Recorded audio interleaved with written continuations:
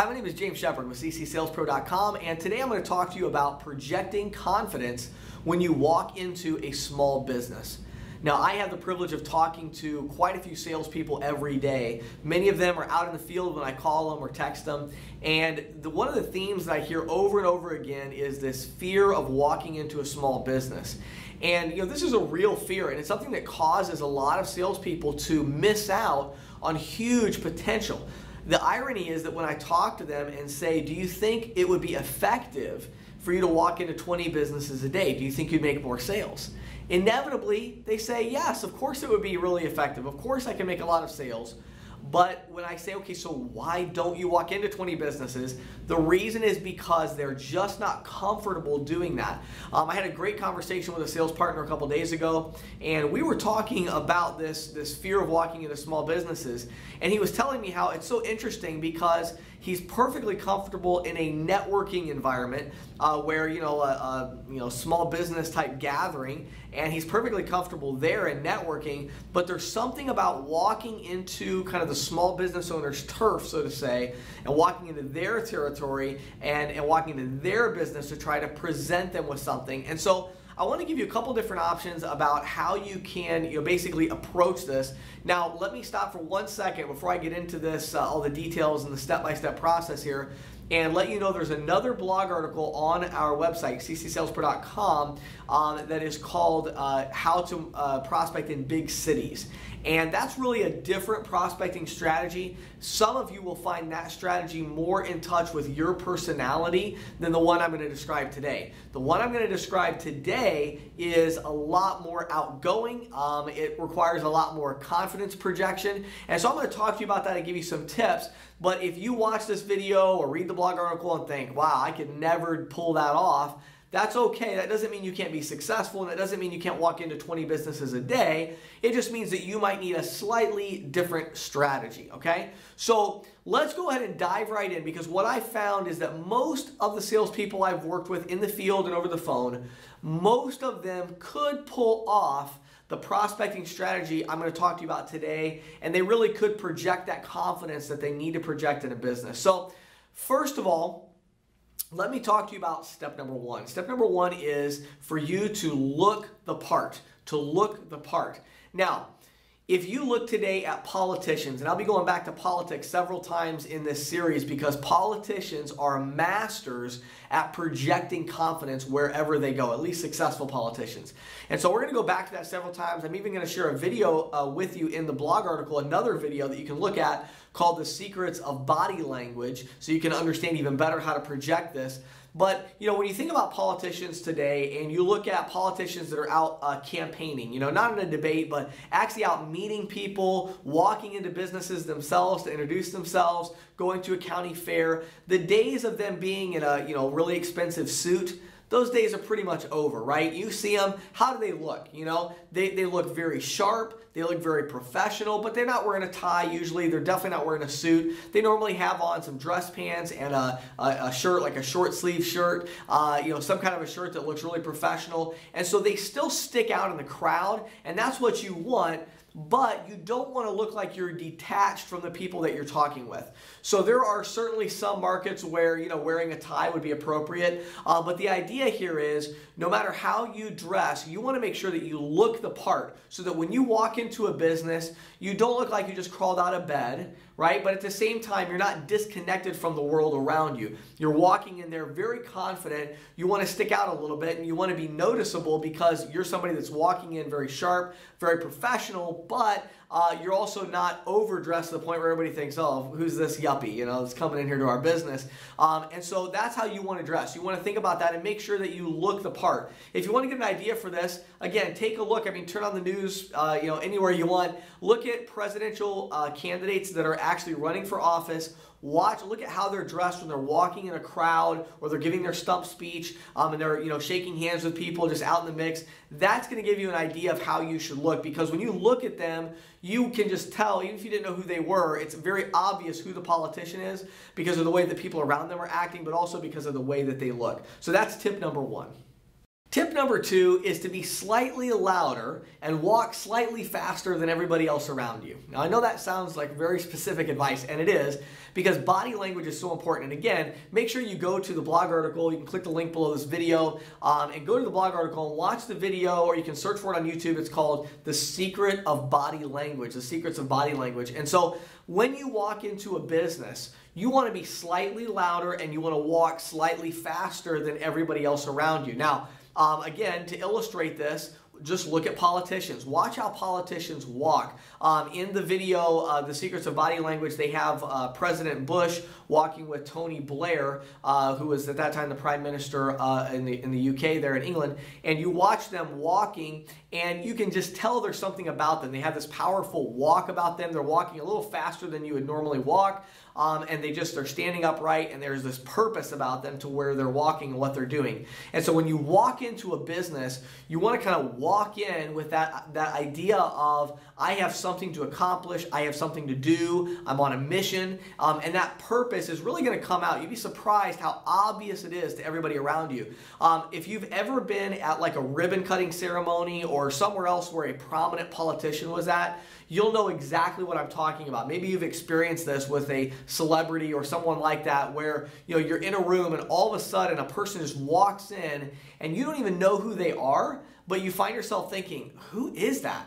Because of the way that they walk into the room, the way that their presence just kind of commands attention. They're not, yelling and shouting or anything. They're just walking in, and they're just a little bit louder, and they're walking a little bit faster and with a little bit more purpose than those around them, which causes them to really kind of stick out. So that's tip number 2. Tip number 3, you want to be curious and gregarious. Curious and gregarious. These are 2 words that are vital if you want to project confidence when you walk into a business for the first time.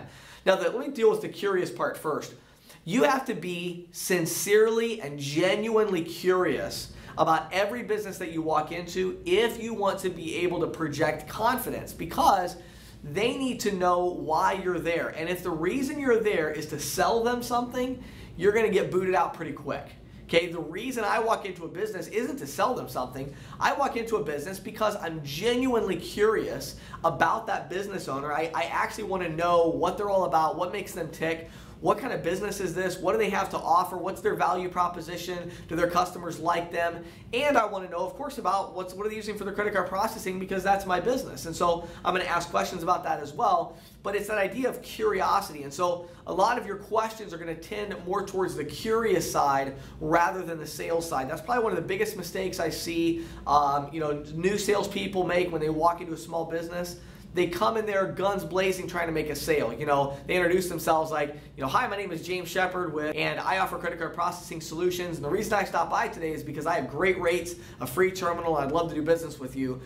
That kind of a pitch rarely is going to work very well. And definitely, if that's the first thing you say, it's not going to work very well. You want to start off by walking in and say, hey, how's everybody doing today? Oh, great. Boy, I'll tell you what, that weather out there today is crazy, isn't it? So hot. I've driven by this place 100 times. What do you guys do? Or you say, I've driven by this restaurant 100 times and my wife and I've never stopped in here. What's good? What do you guys make? What are you passionate about?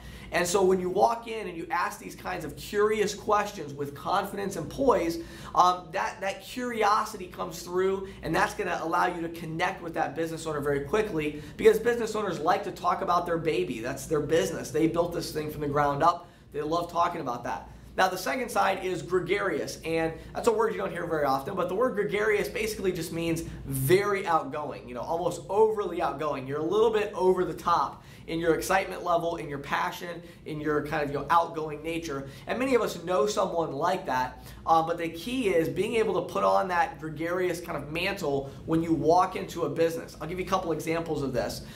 When you walk into a business, depending on your approach, if there's a line of people there, if you're not going to pull off what I'm talking about today, then you're going to look around the store a little bit, stand in line. Once you get to the front of the line, then you're going to introduce yourself, give them a business card, and that can be very effective. But honestly, what's a lot more effective is when you just walk right up to the counter, okay, and pass the line. And you're very, you're on a mission, you're going somewhere. That's more effective if you can pull it off.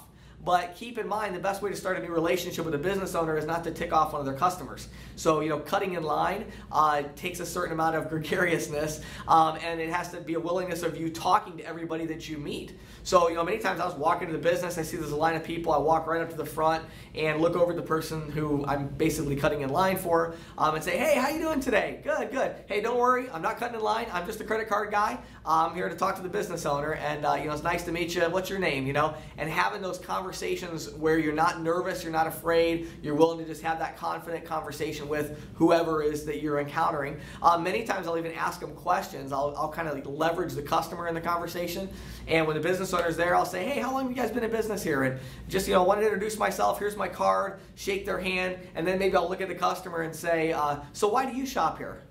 And ask them questions like that, and right in front of the business owner, get them to give that positive reinforcement to the business owner. That's going to make that business owner feel really good. And again, always remember that when you're prospecting, people hardly ever remember what you said, but what they do remember is how you made them feel.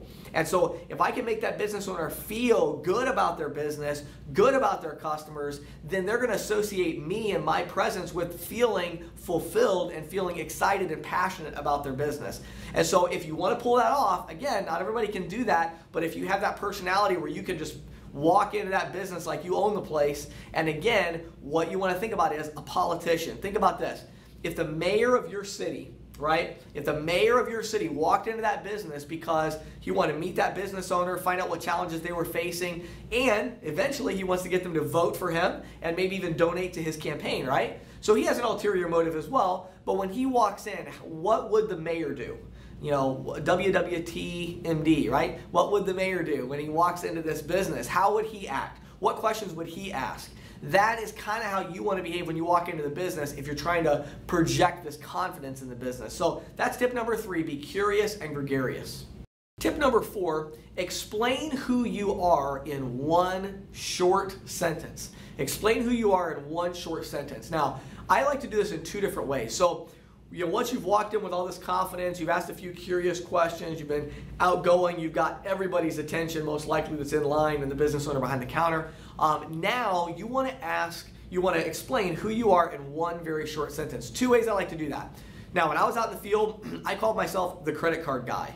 That was my personal brand. Now, of course, I represented credit card processing companies, but my personal brand was the credit card guy, and it was actually really funny. After a period of time, I could walk into most of these businesses, and they don't say, James is here. They go get the owner. I just walk in the business. Before I even get to the counter, they go back and say, hey, the credit card guy is here.